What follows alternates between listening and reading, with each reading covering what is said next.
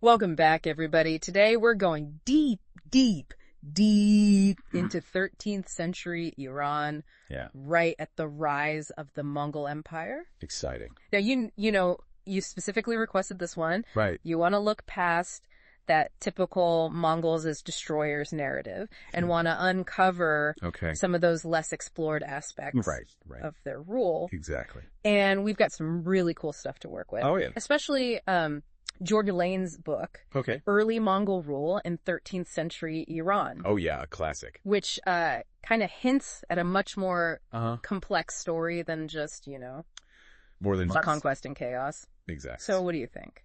Well, it's true. Yeah. The Mongol arrival, was a turbulent time. Yeah. But it also kind of functioned as like a historical reset button. Ah, that's interesting. Yeah, for Iran. Okay. Creating the conditions for this major cultural and political shift. So this reset button idea, I really like that. Yeah. Before we get too far into that, though, sure, can we kind of paint a picture of Persia just before that's right. Hulagu Khan shows up in the 1250s? Yeah. I'm guessing it wasn't all sunshine and roses. Not at all. Right. No. So imagine the late 12th century. Okay. The once mighty Seljuk Empire. Yeah. It's crumbling, right? Yeah. There's widespread political instability, cultural upheaval, a sense of unease, hangs over everything. Wow. It was chaotic. Yeah. Ripe for change. Oh, wow. And then, boom, Mongols. Right. Exactly, yeah. Lane's preface, it gives this pretty grim picture. Oh, yeah. With that quote. They came, they sapped, they burnt, they slew. It's pretty rough. They plundered, and they departed. I mean, straight to the point. It really highlights the brutality of that initial arrival. Exactly. But this is interesting to me. Okay. Because you're saying this existing turmoil almost made Hulagu Khan coming in the 1250s. Right. Like a welcome change for some? Well, for some. Okay. Yeah. That's wild. I know. It's surprising, right? Yeah. You think, who would welcome a Mongol Khan, especially after that kind of devastation? Especially after what Lane is describing, But think about it. Like, from the perspective of some Iranian elites at the time, they'd endured decades of uncertainty and strife with this powerful Mongol army. Yeah. He represented stability. Okay. A chance to restore order in a region that was really yearning for it. Okay, so stability was one thing. Yeah. But Lane also says Hulagu, he wasn't all about brute force, right? Just brute force. He had this more sophisticated approach to governing. Exactly. He brought with him this well-established administrative system rooted in Persian traditions. It was this blend of Mongol power and Persian statecraft. Interesting. Right from the beginning. Right away. Yeah, it challenges that view of them as just, totally destructive. Yeah. Agents of destruction. This is where it gets even, more interesting to me. Yeah. Okay. Because Lane says that the Mongol Ordu, their mobile headquarters, wasn't just a military encampment. Right. It was like this bustling hub of cultural and intellectual exchange. Like a city on the move. Yeah. Wow. Imagine scholars. Artisans, traders, all interacting in this mobile city. Wow. So for some Persian elites, aligning themselves with the Mongols meant access to this network. A chance to revive Persian glory and gain a foothold in this new power structure. Okay, so some saw opportunity amidst the upheaval. The upheaval. But how did this actually translate into a renaissance, as Lana calls it? Right, yeah, good question. What evidence do we have that things actually improved? Well, the fall of Baghdad in 1258. That was obviously that was a tragic event. Huge event, But it also shifted the balance of power. How so? The Abbasid Caliphate, which was already declining, lost a lot of its influence. So less power in Baghdad. Right. What filled that void? Well, new centers of power Interesting. emerged within Persia itself. Oh, okay. Places like Moraga and Tabriz. Okay. This shift allowed Persian culture to kind of flourish in ways interesting it hadn't under, the more Arab-centric Abbasids. So it's like the Mongols accidentally in a way fostered a resurgence. Persian identity. Persian identity, yeah. Wow. And it wasn't just political, right? No. Lane mentions this surge. Oh, yeah. In intellectual and artistic activity. Right. We see new schools of thought developing, the growth of Sufi orders. Right. And Persian becoming even more prominent. Exactly, in the region. So kind of a cultural blossoming alongside the political. Right, the political shifts, exactly. What about the economy? Was it just all taxes and tributes? Well, Lane highlights the reopening and expansion of trade routes under Mongol protection. Okay. So this brought new goods and ideas into Iran. Connected it more closely with that vast network of the Silk Road. Interesting. Additionally, Mongol rule facilitated this movement of skilled artisans and the sharing of knowledge, particularly from China. It's fascinating how this, so-called destructive force really opened up avenues for exchange and innovation. Exactly. But was there any room for dissent? Good question. Did everyone just accept this new order? There were critics, of course. Oh, okay. Consider the satirical poet. Okay. Pianchev 776, R.I. Badenton 257 and TED 204. Okay. Despite his woody critiques of Mongol taxes, he wasn't silenced, which suggests, some degree of tolerance for dissenting voices. Wow. His poetry is particularly fascinating because it's sprinkled with Turkish and Mongol terms, reflecting, the cultural mixing happening at a more grassroots level. So we're seeing this cultural mosaic forming, right? We've got these elites navigating the political landscape, and we've got cultural exchange happening in the arts.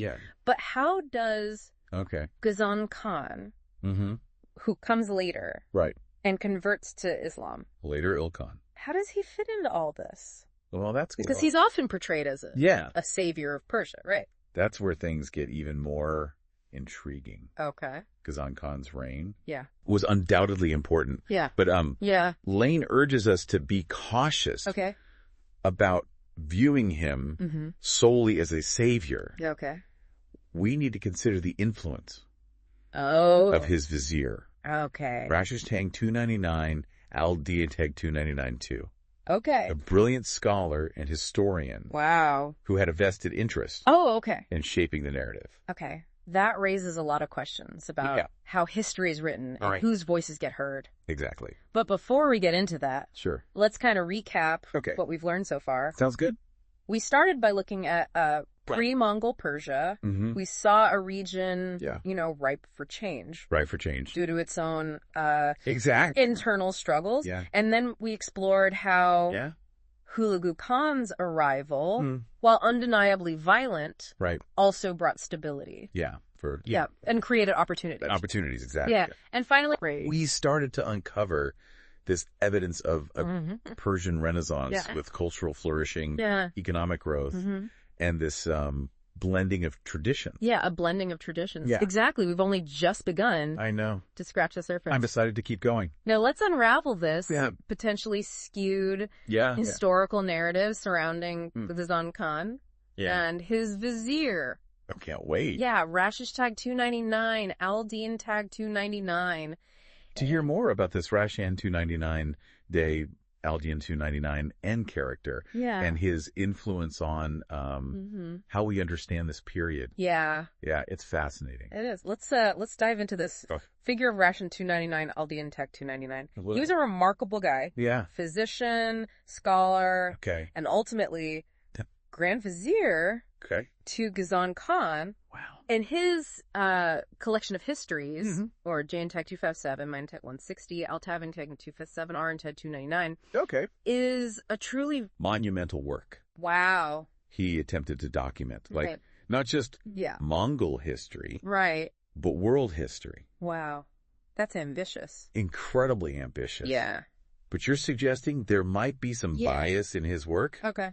Particularly when it comes to portraying Ghazan Khan. You have to remember the context. Okay.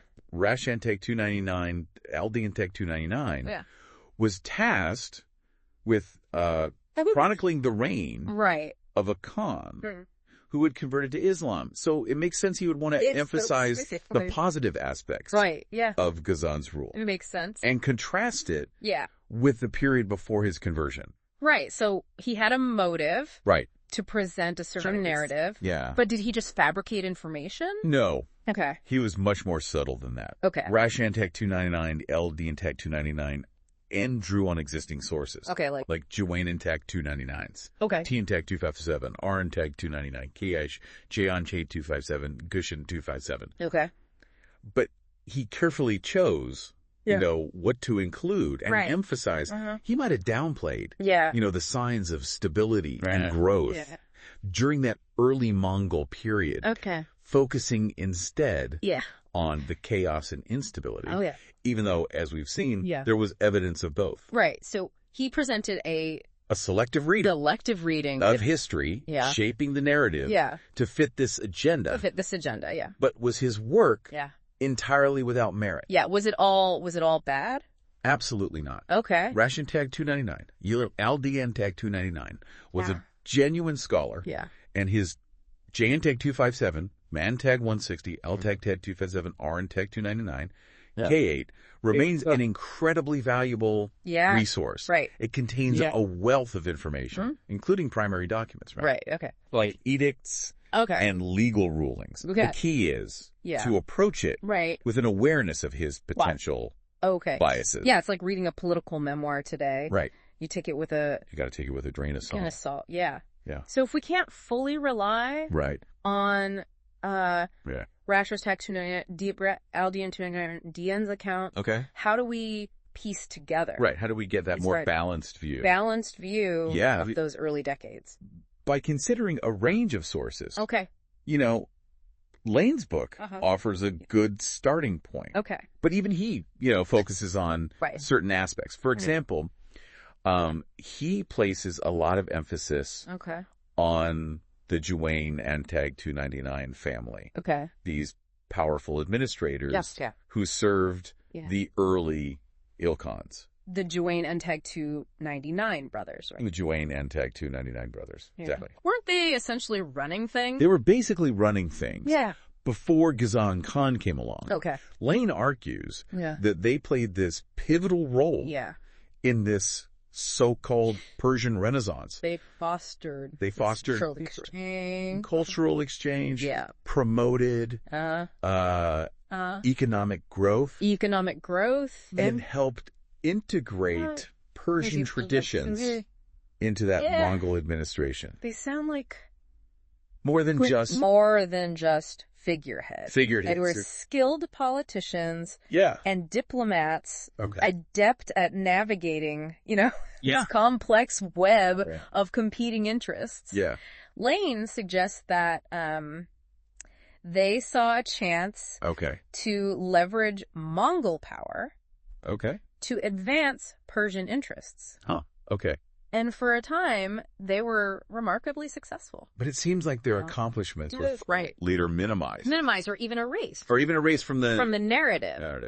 When Ghazan Khan converted to Islam. Right. And Rashan 299, Aldean Tam 299 rose to prominence. Yeah. The focus shifted to Islamic reform. Okay. The achievements of those who served the pagan Khans were downplayed. Sometimes even vilified to bolster this new regime. Another classic case of history being rewritten. History being rewritten. By the victors. By the victors, exactly. But let's not forget about those other sources. There's other sources, right? We mentioned local histories, poetry, Sufi literature. Yeah. What can they tell us? Well, they offer a fascinating window into everyday life, cultural attitudes, and the voices of people outside those elite circles. Okay. For example, the poet Ansek 299 of Shiraz who was in self-imposed exile during those initial Mongol invasions. Right. He actually returned to Iran in 1258. Wow. Okay. He saw the early Ilkhanate as a time of relative peace and stability compared to that chaos that had preceded it. So even those who initially feared the Mongols. The Mongols came to came to appreciate some aspects of their rule. Exactly. Remember, PN-Tech 776, R.I. Bay, Bon-Tech 257, Any-Tech 204 was poetry. Yeah, his poetry. While it satirized Mongol texts. Mongol texts, It also showcased. But it also showcased this cultural blending that was taking place. That was happening, His language, with its mix of Persian, Turkish, Mongol terms, reveals this dynamic interplay of cultures happening at a grassroots level. Yeah, it's like each of these sources is adding... It's adding another piece. It's a new piece. To the mosaic, right? To the mosaic. It's helping us to see this more complete picture. A more complete picture, of the era. And we've got... Right, and don't forget about Sufi literature. Oh, okay. This period saw a flourishing of Sufi orders, which often transcended political and religious boundaries. Wow, okay. They offered this spiritual refuge during a time of upheaval. Yeah. And their writings provide, invaluable insights into social and intellectual trends. So we have these grand historical narratives. Where's grand narrative? Like Ration Tag 299, Chaldean Tag 299, PNs, JN Tag 257, Mahalaki, Altan Tag 257, RN Tag 299, KS. Exactly. But we also have these... But we also have more personal accounts. More personal accounts. From poets, Sufis, and local historians. Right? It's by looking at all these together. It's by looking at all of them together that we can start to, grasp the complexities of early Mongol rule.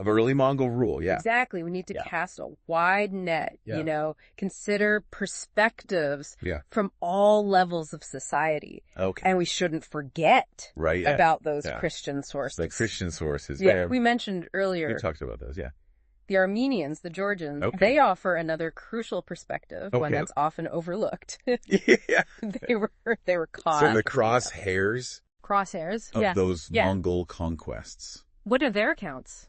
Well, their chronicles are this fascinating blend of admiration and fear. Wow, okay. They marvel at Mongol military prowess. Yeah. And sometimes even praise their system of justice. Wow. And religious tolerance. Okay, that's surprising. But they also document the brutality and destruction that accompany those conquests. Okay. Providing a stark reminder of the human cost. Right, the human cost of empire.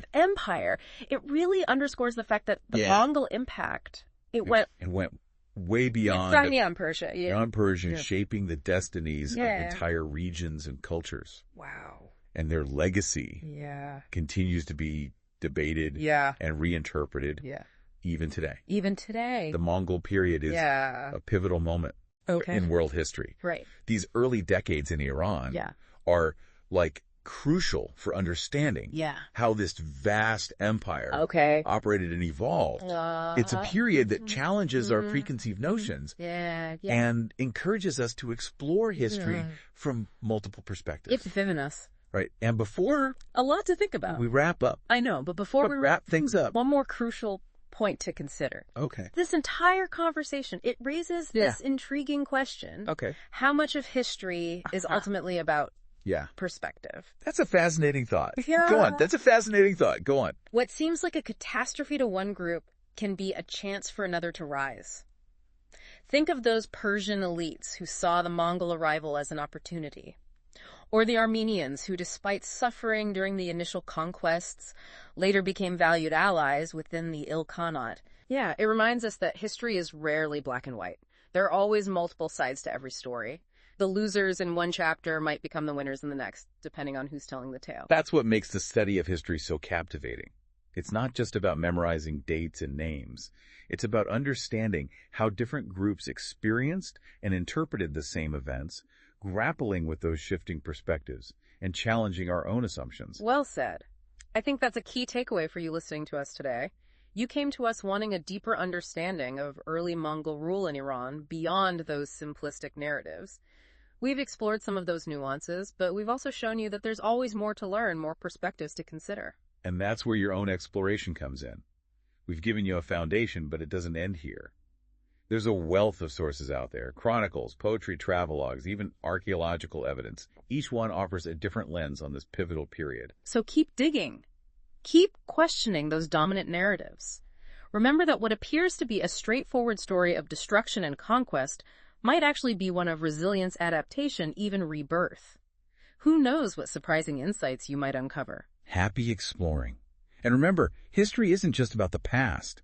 It's about understanding the present and perhaps even shaping the future. The lessons we learn from these distant events can inform how we approach the challenges and opportunities of our own time. That's a fantastic point and a perfect note to end on. Thanks for joining us on this deep dive. Until next time, keep those history brains buzzing.